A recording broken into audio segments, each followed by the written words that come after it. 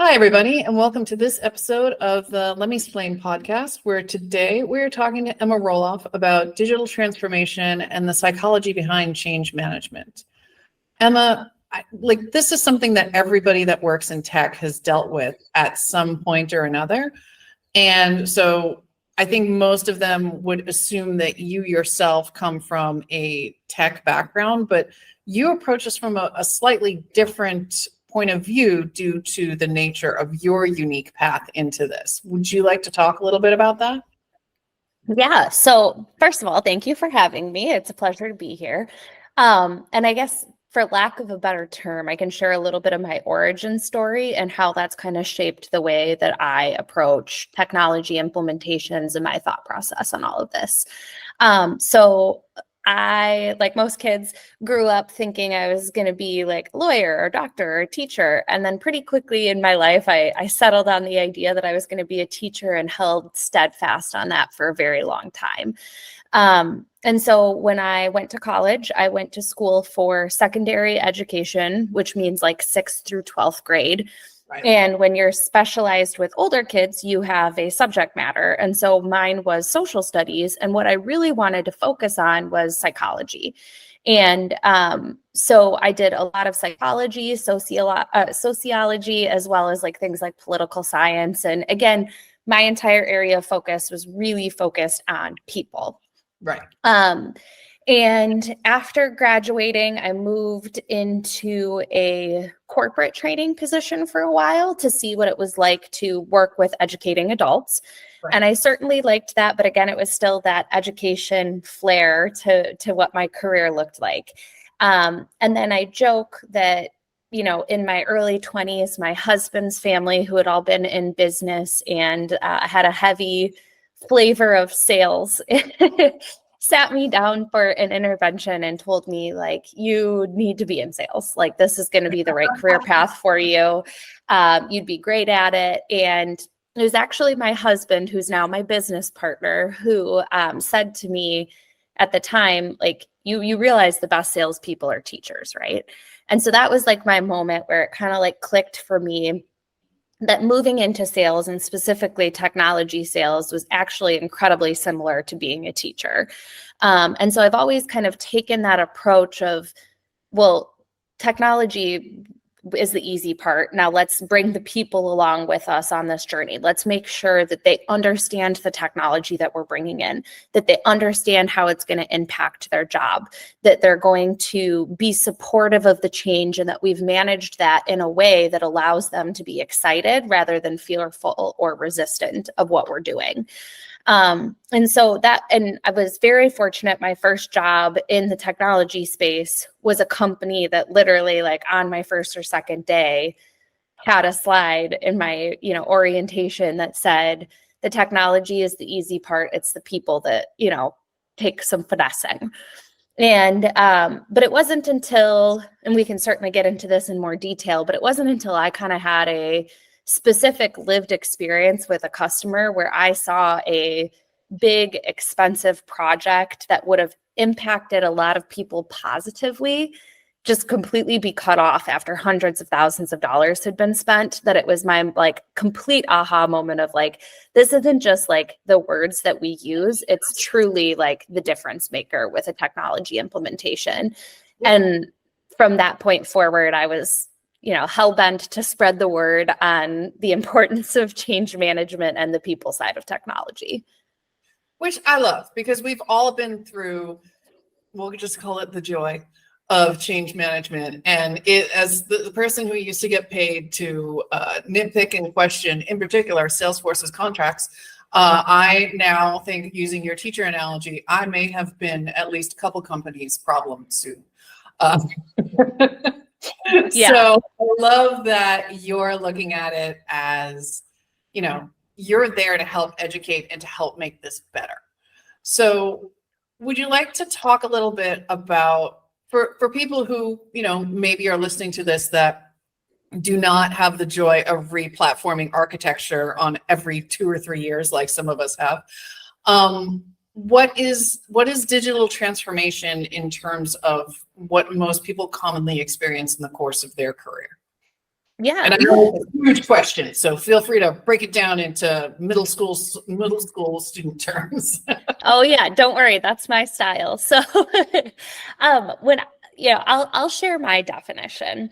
Go for it. And really what I look at is that digital transformation is the process of bringing in technology into an organization to enable the people and the processes that are currently operating in that business to become more efficient. And so even that, I would say, is maybe a little beyond like middle school. So if we're breaking it down, to me, it is looking at how your people, which means your customers and your employees, are Right. interacting with their business process, and how can we make that process more efficient and make their job, whether that's the employee or the customer, of how they're interacting with your company, easier through the use of technology. And I think that it's really important to stress that idea that people and process really truly need to come first if you want to move the needle the way that we're all envisioning that we would with transformation. I feel like there's this big propensity for people to, because the word digital is in the name of what we're using to define this idea, to opt towards thinking it's all about technology. But I've sold, top tier Gartner Magic Quadrant, like leader software before. But at the same time, it doesn't matter how good the tool is in comparison to the bad tool if you're implementing it the wrong way to begin with. So you're not going to find the value that you're looking for unless you focus on that people and process side before you ever bring in the technology. And that's not to say that there aren't tools that are better than other tools, but you're not going to get the value out of those higher end platforms if you haven't done the work on the front end first.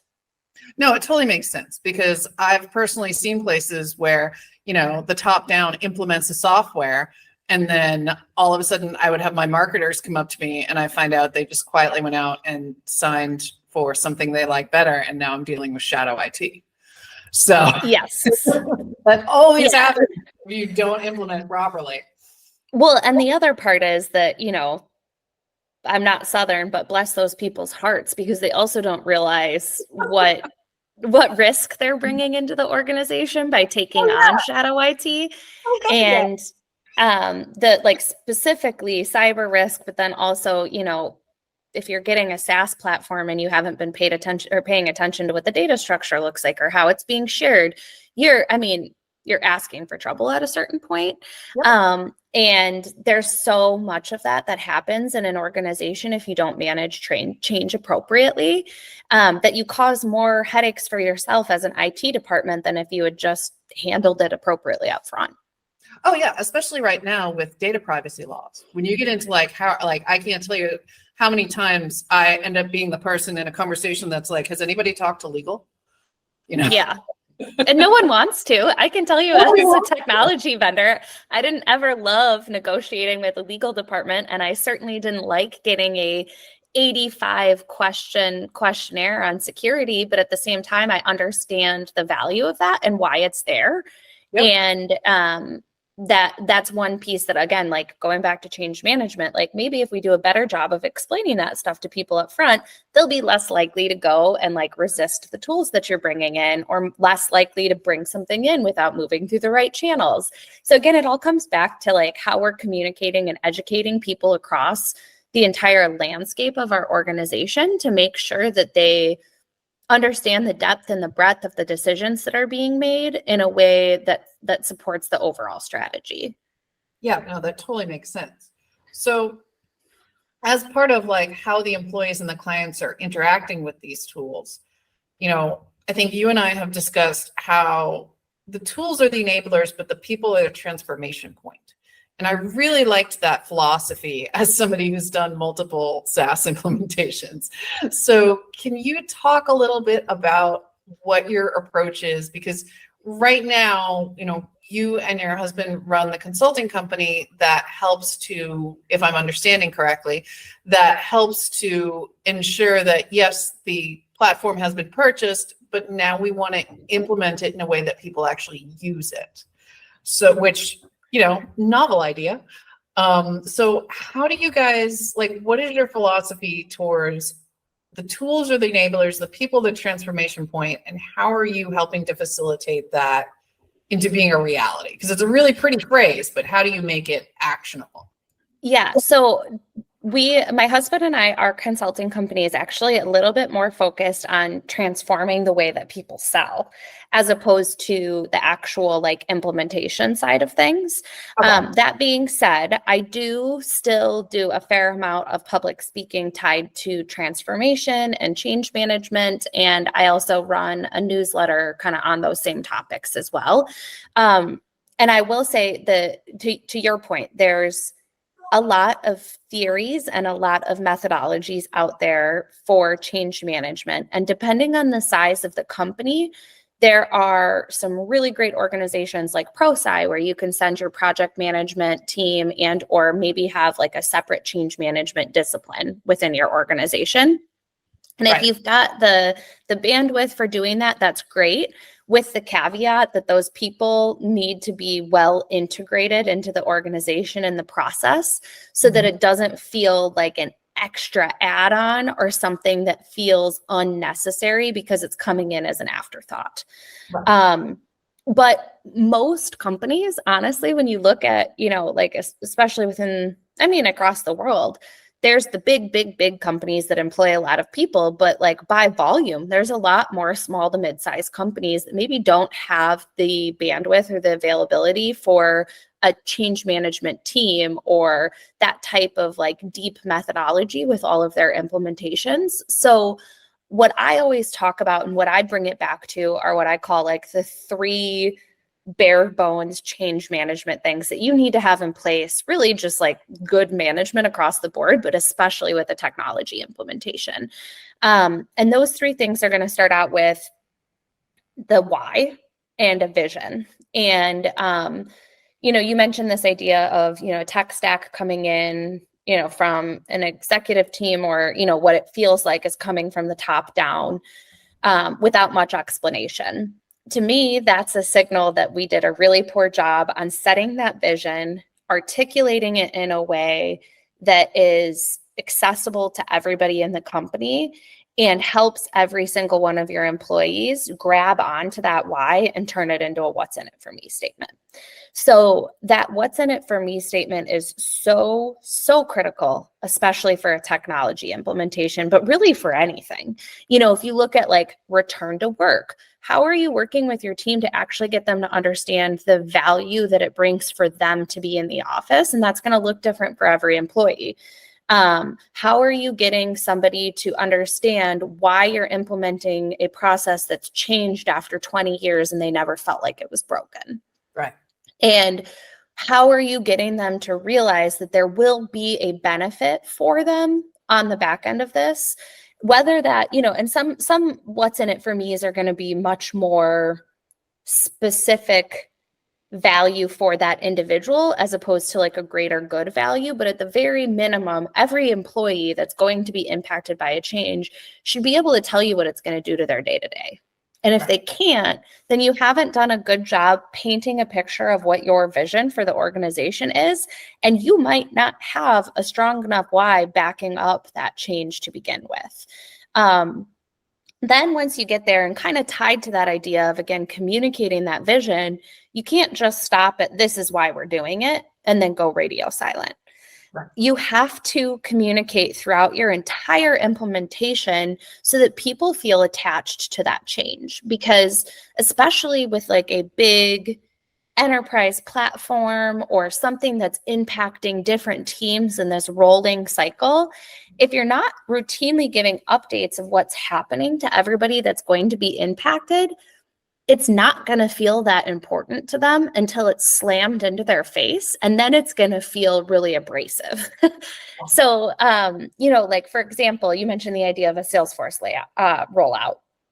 In a previous company of mine, we did a Salesforce rollout, and it was, they were going to have, add-ins to the platform. So basically the entire company was going to be interacting with it. It was going to roll out to sales and first. then move into project management. And then eventually like our finance team was going to come in. And when we did the sales implementation, we also did like our customer support team at the same time. So there was like a large group of us that were involved in that front implementation or that first round of the implementation. But there were other people that their life didn't change for another 6 months after that, because it took time to then switch gears and move through process validation and build out an implementation in those other divisions. But one thing that I think the company did a really great job of is, even though like I, as an individual sales rep, wasn't involved in every process discussion, it was our sales leadership that was deciding the flow of how things were going to work. Right. I still had insight into where we were within the process. There was a delay in our go live that was well communicated to me. So I wasn't wondering what was happening or why it wasn't implemented. I knew exactly what was standing in our way. And, you know, there was that constant communication. And then even when my part of the implementation was done, there was still regular communication about how, across the entire company, how the rollout was going for these other departments, in a way that helped me understand how it was all going to come together, that helped me see that vision come to a reality at the end of the implementation. And even if I didn't fully like all of the process decisions that were made, or there was definitely, I mean, I'm like anybody else, there was things that I was used to doing a certain way. Yeah, there was things I was used to doing a certain way, and, you know, like, oh, I wouldn't have done that process, you know, but I at least understood why the decisions were made the way that they were. And I understood what was happening throughout the entire implementation. And so really, I mean, across the board at the company, there wasn't any resistance to the technology implementation. Whereas in the same company, just even process changes attached to other tools that we were using in the past, where there wasn't any communication until the process was changed and here's the new procedure and go about it. Those changes, while a lot smaller and less wide-reaching, received more backlash and pushback and resistance than this large technology implementation did, because we never did the change management associated with those procedural changes the same way we did with the platform. So same group of people, all technology savvy, implementation looking a little different, had a wide-reaching impact on what that looked like. And then the third bucket of that kind of like bare bones 3 steps is what I call celebrating small wins. And again, when we're talking about these large implementations that take time and a lot of work from your team, to keep that momentum going, you have to recognize the work that's happening while you're building towards that vision. And that recognition doesn't have to be anything super large. It can be an email or a company shout out or a, you know, like a gift card to go get caught, something just to recognize what people are putting into the effort that it takes for this large implementation. I see companies oftentimes, you know, do big kickoff celebrations to get people all jazzed up, which is wonderful. Or, you know, as a vendor, we would do, you know, go live, you know, quote unquote support cups and stuff like that, where we'd give people candy bars and chat, you know, just like little things to kind of like make them smile as we were going through a go live, because we know that's rough. Or like you'll get donuts or bagels in the break room, whatever. But like that in between stage is really important to recognize the work that people are putting in, so you can keep that momentum going from that go live to, or from that kickoff to the go live at the end. And it's easy to overlook it because it's like, oh, well, that's somebody's job. It's like, no, but that's a lot of work. And most of the time people have another full-time job on top of the testing that they're doing, or those process validation meetings that they're sitting in.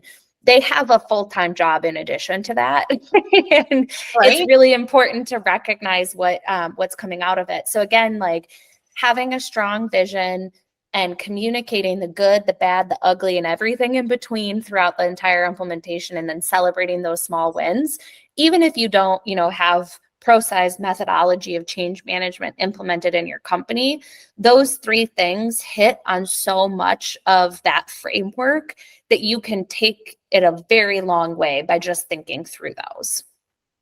No, that makes sense, because a lot of times what's not taken into consideration is there's usually a time period where you're running both systems at the same time. So you're basically duplicating your job to validate that the new system is giving you the proper data because you're still getting it from the old system. So celebrating that people are doing that work and that giving them recognition for that extra effort is extremely important. And honestly, I think also really helps to build the relationships so that people are willing to communicate with you to avoid shadow IT. Like the example I just gave, most of the time my marketers weren't coming to me about anything I even had any purview over. They would just come and ask me stuff about tech because I was the only tech person they saw on a regular basis. And I'd be like, no. Like, I don't work in that area, but I'm pretty sure you're not supposed to do that. Let me go find somebody for you. So it's awesome that you guys encourage that, and that is something that's part of the philosophy, because one of the things that I think often gets overlooked is the fact that there's different levels of communication needed at different audiences, and making sure that as part of the communication project, you're giving the correct information to the correct people.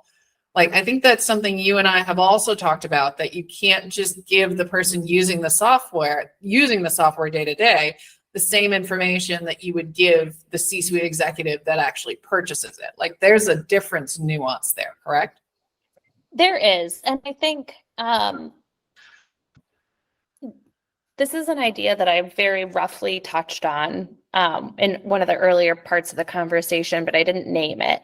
And it comes back to this idea of facilitating digital literacy across the company. And that looks different depending on the role that you have within an organization. And so when I say digital literacy, I mean understanding how technology has the potential to change your role, where you may have gaps in your knowledge that would stand in your way of being able to take advantage of these new tools that are coming into place, and how to leverage them. But exactly to your point there, how somebody in the C-suite builds their digital literacy is going to look different than somebody who's day in and day out working with a platform. And how those people that are responsible for executing against the process that we're enabling with this technology, they have to have a much deeper understanding of the platform than somebody who understands the direction at a high level and, but ultimately isn't ever going to log into the system. Right. And there are different considerations, and there's a foundational knowledge across the board for everybody that needs to be in place. But executives have a different level of knowledge that's needed, and it's probably more like an airplane, coming into an airport to land is like the best way that I can put it, is like what an executive's digital literacy needs to look like. They need to be close enough to the ground where they can see like the grid layout of all of the roads and the baseball diamond that's over there and whatever else might be in that landscape, but they don't need to see every individual car that's on that road. And they don't need to be as deep and as close, but they need the lay of the entire land so that they can make the right decisions to steer the company in the right direction. Now, that person maybe who's sitting in finance, who's helping manage the accounts payable process, they need a map that's going to tell them exactly what roads they need to go on to do what they need to accomplish. And they need a deep, deep understanding of how the car that they're driving works. But like that person up in the airplane doesn't need to understand what button you need to press to do X, Y, and Z within the car. Exactly. And so there's the two different layers, but again, they both need to have that foundational knowledge to make sure that there's no gaps in how they move forward with the technology. No, that makes sense. So I think, because that contributes to what you're talking about in terms of the communication plan and making sure everybody feels included. So I think one of the things that often happens when you do have to create that content across the board and the feedback that you get is the content that people resonate with often shows where the commonalities in terms of challenges to be smoothed out and dealt with are available, correct? In terms of if some, you're talking about what resonates with certain groups may not resonate with other groups. We were talking about like the project managers had different needs, but so by seeing what content resonates with them and what communication resonates with them, it also helps in terms of change management to lead you as a change management director to know what they need. I don't know if I made that sentence correctly. No, I get where you're coming from, and I'm picking it up. So I would say it's probably even more individualistic in terms of what type of communication lands and resonates with someone than it is kind of departmental or role-based. And the reason that I say that is, one, from a change management perspective, I honestly believe that there's probably not a way to over-communicate. Right. If somebody feels like you're over communicating, they're just going to stop engaging with the content that you're sending, and that's okay, because there's probably 5 other people that still need to hear it. Right. And when you're communicating through a change, it's really valuable to do it in a number of different ways so that you can hit different audiences at the right time with the message in the way that resonates with them. So, I'm somebody that's like very much an auditory learner. I've always been this way. I was a pretty good student, but never did I ever open a book and read. Right. I love reading, like, fantasy and that kind of thing, but like textbook reading or even business books, I can't read and retain the information. And so I'm an audiobook listener, or one of the things that like my previous CEO used to do that was really, really helpful for me from a communication standpoint is he would do a weekly video message via email. And so I might not have read every single update email that came through about the Salesforce implementation, but when that video came out every Friday, I'd watch it, and he made sure to hit on the highlights of the things that were important. And then he'd have, along with that video, there'd be an email body that hit on everything he was talking about. So if you didn't have time to watch the video, you could go and you could read the email or scan it and decide if it was something, there was something you needed to dig into. But just even that like, here is a email with a video attached to it. Right. Was like a really valuable way to kind of differentiate that communication in a way that would like land with people. And the other piece of this, going back to this idea that like communication, you're going to be hard pressed to over communicate, is oftentimes people need to hear a message 7 times before they will resonate with how important it is to the organization. Right. So when you start to look at that, again, if I send 7 different emails and someone's not resonating with how I'm communicating with them, they're never going to get the importance of that message the same way that somebody who's like very much a, like give it to me, read it, and I'll retain it person. So you need to do things like have town hall meetings. You need to do things like use video and emails and one-on-one sessions and whatever, like team meetings beyond just like the town halls, like these varied touch points to make sure that everybody, regardless of how they retain information and accept it from you, has a strong way of being able to hear that message and attach to it and hear it often enough to understand the importance of the initiative. No, that makes sense. And the thing that I find interesting in terms of your approach is that if I'm understanding correctly, your philosophy towards change management and having a meaningful implementation then works with, and please correct me if I'm not understanding this in the right way, then works with how you help technical sales teams to sell a product so that there is a positive experience in that sale. Is that like, this is such a huge implementation and such a huge impact that the fact, I really like the fact that you are emphasizing not just making the sale to get to your quota, because we've all seen that where the dude just wants to sign the dotted line. So he makes his quota and then you don't hear from him for a year or 2 until he has to renew. Like, yeah. So can you talk a little bit about how this philosophy of effective change management being integrated into the technical sales process is a little bit of what you and your husband work on? Yeah. I mean, I think at the most basic level, I said that the best salespeople are teachers. I think the best salespeople are experts at change management too. Because if you think about a sales process, your job is to go in and get your prospective customer to see the vision of the value that your platform or tool or service provides to them. So you need to paint a really, really clear vision of how you're going to help them solve whatever problem it is that you're focused on solving. From there, you have to do a hell of a job communicating throughout the process to make sure that you have really, again, unless you're strictly hoping for a signature, you have to make sure that you're doing a really good job of clearly articulating everything throughout the process and into the implementation as that account manager or that sales rep that's responsible for that relationship. It's your job to make sure that your customer understands the ins and the outs of your platform and get them connected with the right experts to ask the questions that they need to.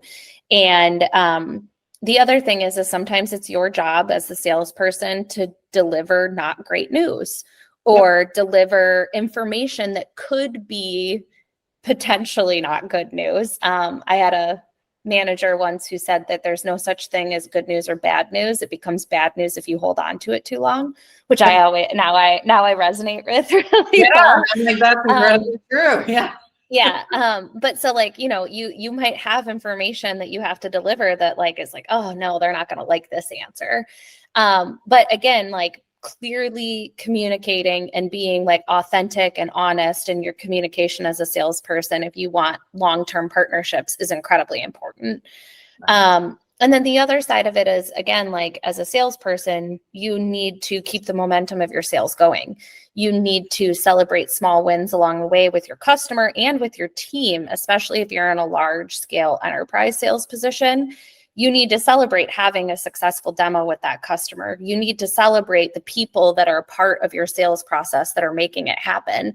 Because if you're implementing large tools, even though you're the person that gets the signature on the contract, enterprise sales is a team sport. And there's a lot of people that are making that happen that don't necessarily get the same commission that the salesperson does. So that's a really important part of the process as well. But I would say, the biggest similarity comes down to how are you educating your customer on the problem that you're solving? And how are you helping to empower them to make the right decision for their organization? And that's a lot of what we focus on within our sales consulting is that education piece that's attached to how people buy now, because every single person has changed their buying behavior over the last 5 to 10 years, but specifically over the last 3 years, the way everybody buys has changed. And, even, I'm getting ready for a sales training that's coming up next week, and we're doing an activity starting with the idea of okay, think about the last time that you spent about $100, whether that's going and buying somebody back to school clothes or a bigger purchase like a car or, someone to come in and do a renovation in your house or going out to a fancy dinner. Think about how many of those processes you would engage with online, if not completely do the entire sales process online. If you're going out to a restaurant, you're probably looking at the menu before you decide that that's where you want to go, or at least looking at the price to make sure it matches up with your expectation. Maybe you're just looking at Google Maps to figure out how to get there and looking at the ratings that are on there. Where do I park? But yeah, exactly. But you're engaging in some capacity with almost every purchase that you make through online channels to learn more about how to make an informed purchase. So as a salesperson, our role over the last couple of years has changed very drastically away from strictly being there to, take someone out to a fancy dinner and hopefully get to build a relationship. There's still plenty of that. There's no showing up with t-shirts. There's no, I was passing by, so I just thought I'd bring you guys pizza for lunch. And while I'm here, why don't we talk about the product and what do you guys need?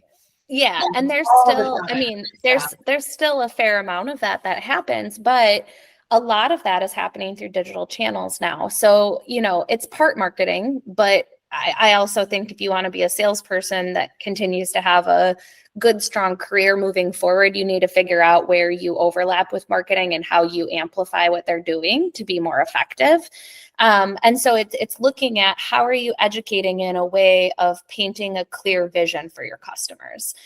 And I don't know who the statistic is off the top of my head. I think it was an Accenture statistic, but 74% of buyers purchase, and this is on an enterprise level as well, purchase from the vendor that offered them the first value and helped them make their, like, paint a clear picture of their vision. So if there's an executive or a leader in a company who knows that they need to implement a CRM solution, and they know that Salesforce is a strong solution, but maybe they need to find, they've already decided because of its place in the market, Salesforce is the tool we're going to use. Well, there's still a decision-making process of who they're going to work with to implement that solution. Yep. So you better believe that the companies that are out there doing the most educating on what a successful Salesforce implementation looks like are probably the ones that are getting the most inbound leads. And it's because they're helping that buyer feel empowered, they're educating them, and they're helping to create that vision within the organization that leads to the sale and ultimately leads to the change within the organization. So we did CDP at my day job. We just did a CDP over the last year, and we looked at 5 companies, and there were 2 that it came down to, and we loved both of them. The one we implemented with was great, but the one that we didn't go with because they looked at us and they said, we're not the right one for you. They basically backed out, and they were articulate, and they're like, we love you guys. These are your needs, but you're an entertainment streaming company and we focus more on retail. Like, we could pitch this to you, and they walked us through, they're like, this is what we think you need. This, they really helped our executives understand what a CDP was. They're like, but we are going to gracefully bow out because we can't guarantee that we can fulfill your needs. Well, let me tell you something. If I ever know anybody who needs a retail CDP, who am I going to, right? You know what I mean? It's like, I even said to him, I was like, dude, I can hire you, but you instantly have my trust. Oh yeah. Right. And those, and oftentimes being honest with a buyer during your process, like going back to that idea of like, no news is bad news unless you hold it.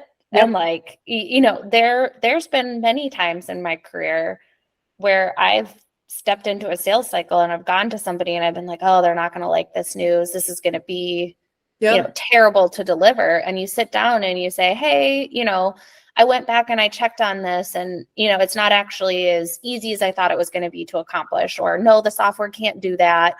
They'll be like, oh, okay, that was more of a nice to have than a need to have. Thanks for letting me know. Or to your point, you do better by saying, I might not be the right person for you, but here's a recommendation of who to go with. Because then, like, one, who you're referring to is more likely to refer in your direction in the future, but then you make an advocate out of your customers or those prospective customers, and maybe you go somewhere someday that makes complete sense for you to work with them. And now you trust them and know them implicitly, and you're going to go back to them. One of the first lessons that I got taught at my first tech company I ever worked at was in their training, because it was a SaaS platform and they just ran everybody through sales training, whether you were in sales or not. Was the first thing they said is, if a customer ever asks you a question, don't lie. If you don't know the answer, the best thing you can say is, I'm not sure about that, but let me write it down and get your contact information and I'll get you an answer in 24 hours. Oh, yeah. And like, I have found that to be like, no matter where I'm at, that is the most valuable information I've ever gotten. And it's like, that's what helped you build that relationship of trust. 100%. And I would say that that's actually one thing that kind of goes back to my teaching days too. Yep. And I will tell you right now, one, you don't ever want to lie to a customer, but also when you're teaching a middle school class, trying to bullshit a class full of middle schoolers is like a lot more dangerous than lying to a customer. Coach high school rowing. They can smell a lie from a mile away. Yes. And so that mentality of, you know what, I don't know the answer to that. Let me like reach out to this person and get back to you, and or like, that's a really great question, let's learn it together. Was a lot of what I did in the classroom, but that applies very strongly to how you can approach sales. But also, one, you build the credibility of coming back and giving them an answer. But from a sales perspective, it's not a bad thing to have another touch point with a customer because it gives you a follow-up point. And if you say, just to your point, like, I'll get back to you in 24 hours. If you get back to them within 24 hours, even if it's, hey, the answer's taken a little longer for me to uncover than I thought, like, give me another day or two, you are showing that you're reliable and you're going to follow through with the expectations that you've set with them, which builds trust throughout your sales process. So it's actually to your advantage sometimes to not know all of the answers and to be able to follow back up again. Oh yeah, it gives you an excuse to follow back up. And that honestly is so much of this. And I am not in sales, but I have spent so much time over the last 10 years, like working with salespeople or getting vendor emails or wading through software contracts, that I'm like, the person that actually answers and gives me the information that I need becomes my go-to person. Like, I don't care what else I need. Like, do you know someone in the other part of the company I can work with? And I'm more likely to trust their referral. Yeah. But no, it's interesting because I think for most people, the majority of people experience change management as, almost as the object of change management. Like they are the person who has to change. And I think it's really interesting that your philosophy is that change management starts with sales. Yes, I truly believe so. And honestly, when I started leading that way as a salesperson, it resonated really well with customers, and they knew that we would take, and I mean, the companies that I worked for were never change management companies. We were, software or service implementation companies, but just even the recognition when I was selling services that like our approach talks with your people about your process before we bring technology in. And this is why we do it. And here's the recommendations that we make for you on how to manage the change with your team. You're adding value to the process. And I mean, just selfishly as a salesperson too, you want positive implementations so that you can continue to sell to that customer over time. You don't want to always have to be finding brand new customers to work with because it's a lot of work to acquire a new customer. Yep. As a salesperson, you're better off building a really great base of existing customers that you have time and time delivered with. And change management, if you're implementing technology, is a huge part of those successful implementations. So get good at it and help your customers, even if it's just talking through ideas, not necessarily having your team execute against them, because that adds extra value to the process. So with that in mind, and in terms of adding value to the process of other companies, so this is what you and your husband work on. I just realized at no point in this have we said your company's name. So like, we just kind of started. To be fair to our listeners, Emma and I have obviously talked before, and we just kind of hit record and went. So I am well aware we didn't really intro a lot of stuff, and I would like to take a minute to rectify that. So Emma, what is the name of your actual company, and what is it that you and your husband help companies do? Because we just No problem. So it's really easy because it's a husband and wife team. We named ourselves Roloff Consulting. So my name is Ema Roloff and my husband is James. And our focus, as I mentioned before, is really helping sales teams, for lack of a better term, digitally transform their sales process. So as I mentioned before, the way we all buy has changed, but there's still a lot of people that are selling in a way that causes friction for the way that people want to buy. Right. And truthfully, there is a time and a place for cold outreach and cold calls, and I'm never gonna, diminish somebody who's out there doing the hustle to make their dreams come true and or help grow their company. Right. But realistically, buyers want to work with companies that are adding value for them early and often in the process. And you better be doing the educational work on the front end of your process that's needed, along with your cold outreach and your traditional sales tools to be able to have a really well-balanced blended approach to how you go to market as a sales team. And so James and I have a number of online courses that are available just kind of on demand at roloffconsulting.com that are focused mostly on that idea of social selling, as opposed to like our entire digital sales framework. And then we also do hands-on consulting with companies to help them identify where they have gaps in their process and where they have opportunity to really update it and take advantage of all sorts of digital tools. So whether that's social media or doing things like webinars and how you blend that with in-person events and all the like, we're doing that hands-on consulting. And then I would say the third flavor of what we do is cohort-based training. So we also have some courses that are online learning mixed with meetings with our team, as well as other clients that are a part of that, so that you can really start to build a community of other people that are on the same sales trajectory that you are, and gain access to this group that can help give you feedback or ideas of how to approach these digital sales tactics. Nope, that's awesome. And then I'm totally just going to be honest. We'll put the link in the show notes, but I completely found Ema because of TikTok. I was just like, oh my God. I did. For anybody that knows me, is probably not, but I straight up just reached out to her. I was like, hi, I follow you on TikTok. Do you want to come on my podcast? Because you're talking about digital transformation on TikTok, and that sings to my soul. Yes. And the TikTok side of things. So as I mentioned, in addition to Roloff Consulting, I also run, and this is a bit more focused on the digital transformation side. Right. I run a series called Leading Change, which is a web series focused on digital transformation, change management, emerging technologies. And then that has kind of spun into a weekly newsletter, along with the YouTube and LinkedIn series, and inspires a lot of my TikTok content. So there's basically a wealth of information that I will get all of the links from Ema and make sure we put in the show notes, so that you guys can follow her and be just as amused by her content as I am. Because I was just like, oh, thank you so much for talking about hard tech on TikTok instead of just doing a dance. There's a fair amount of not taking myself seriously in my content as well, but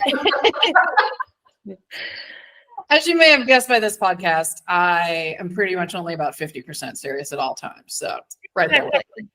That's the right balance, in my opinion. There we go, right? If you can't enjoy the work that you're doing, you shouldn't be doing that work. So, why not, right? So on that note, unfortunately, we have run out of time for today. So thank you very much, Ema, for sitting with us and walking through. I mean, we kind of hit a wealth of information. We ran the gamut today, and we did it pretty quickly. So good on you for that, man. That is a tech salesperson. They can give you all the information. That was pretty much textbook tech sales education, guys. Think about the spectrum we just hit. So thank you very much, Ema, and we will most likely have you come back to talk to us again soon. But we appreciate your time today. Thank you so much. Thanks for having me.